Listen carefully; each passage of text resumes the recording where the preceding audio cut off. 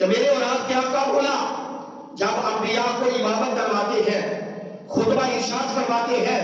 پھر میرے آقا براق پہ جلوگر ہوتے ہیں، اب وہ براق تھا آگ کی آگ میں پہلے آسمان پہ پہنچا،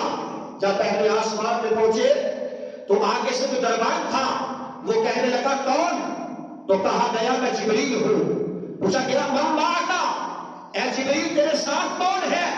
فرمایا میرے ساتھ اللہ کے آخری رسول حضرت محمد مصطفیٰ صلی اللہ علیہ وسلم ہے۔ فرمایا دروازہ کھول دیا جائے، انہی کے استقبال کے لیے آج تو آسمانوں کے دروازے کھولے جائیں گے۔ میرے آقا پہلے آسمان پہ جلوگر ہوئے، فرشتوں نے سلامی دی، جناب حضرت آدم علیہ السلام سے ملاقات ہوئی، پھر میرے آقا دوسرے آسمان پہ گئے، پھر میرے آقا تیسرے آسمان پہ گئے، انبیاء سے ملاقاتیں ہوتی رہی، جناب ادریس سے بھی ملاقات ہوئی، جناب ہارون علیہ السلام سے بھی ملاقات ہوئی، حضرت موسیٰ علیہ السلام سے بھی ملاقات ہوئی، ساتویں آسمان پہ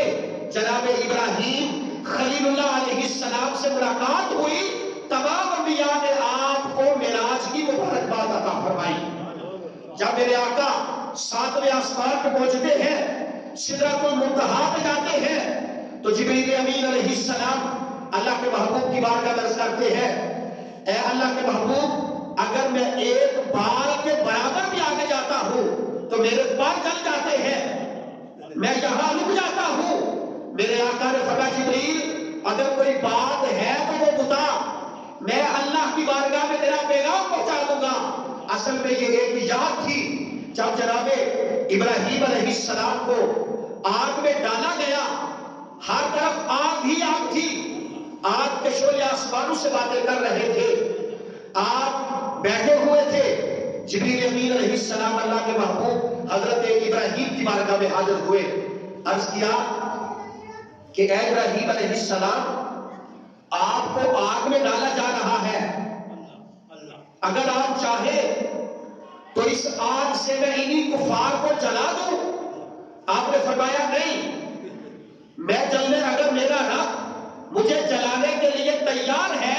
تو اس کا خلیل جلنے کے لیے تیار ہے۔ کہا کہ اگر یہی بات ہے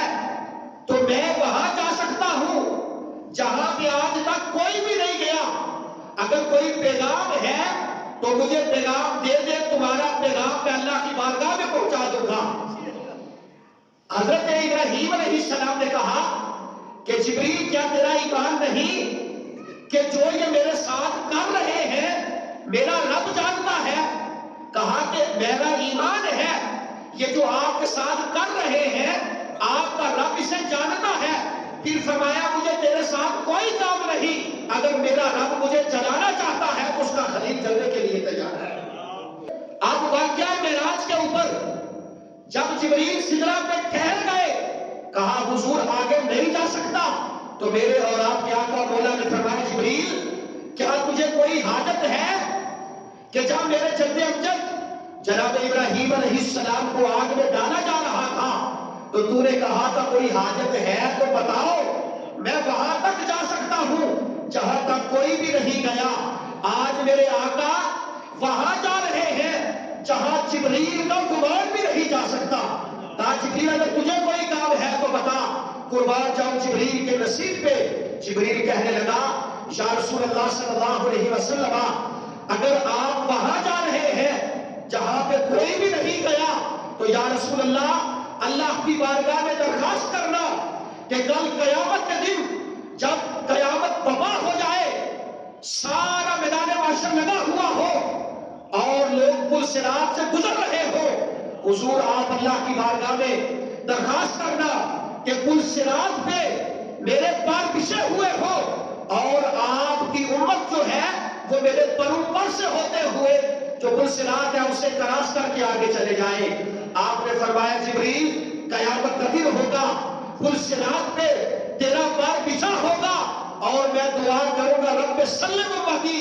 رب سلم امتی۔ فرمایا میری امت پل صراط سے اس طرح گزرے گی جس طرح بجلی گزر جاتی ہے۔ تو میرے بھائیوں، میرے اور آپ کے آقا مولا سدرۃ المنتہا سے لابقا کی طرف چلے گئے۔ لابقا اسے کہتے ہیں نہ اس کا جہت ہے، نہ دائیں ہے، نہ بائیں ہے، نہ اوپر ہے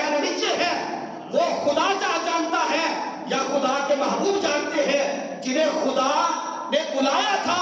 اور اپنا دیدار عطا فرمایا تھا۔ میرے آقا فرماتے ہیں جب میں لامکہ کی طرف گیا تو 70,000 پردے تھے، 70,000 پردے، اور ایک پردے سے